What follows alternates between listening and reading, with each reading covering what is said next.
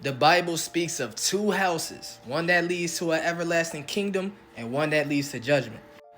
These two houses are the house of Israel and the house of Judah. But before David, they were just one house, the house of Israel. During David's reign, Lord God promised him that he will have a throne and house established before him. Reason being is because David did what was good in the sight of Lord God. Lord God promised David and his people that he will establish an everlasting kingdom to his seed forever. And David's kingdom is established by Jesus Christ. Although during David's reign the kingdoms weren't split, there were two ways the people went. They either walked in the way of David or they walked in the way of the house of Israel.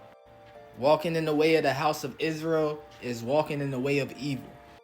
Walking in the way of the house of Judah is the keeping of the commandments and law. After David comes his son Solomon. Solomon at first was walking in the way of David, but then towards the end he started to walk the way of the house of Israel. So after Solomon's reign, the two kingdoms split, and there were set kings for both. The kings of the house of Israel never went in the way of David and always did evil in the sight of the Lord.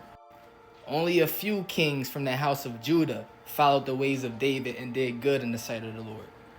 But Lord God has to keep the covenant that he promised to David with the house of Judah. The house of Israel is not included in the covenant that he gave David. But the house of Israel is included in the covenant that he gave Moses, which is a covenant to restrain stiff-necked people, to enforce fear and to regulate life in the land. This is the reason why the house of Israel is Lord God's inheritance, and they will receive that promise of the everlasting covenant with the Lamb, while the house of Judah gets led to everlasting waters by the Lamb. This is why Jesus says, if your hand offend you, cut it off. It's better to have one hand and go to everlasting life than to have two hands cast into hellfire. He's letting you know you will be back in this flesh. And when the Bible speaks of the lake of fire, we have to understand a lake is something man-made. Fire is Lord God's glory. They will be in the lands that he got made for the tribes. Lord God tells you in the end he's going to gather his people Israel from among the heathen and bring them into the land.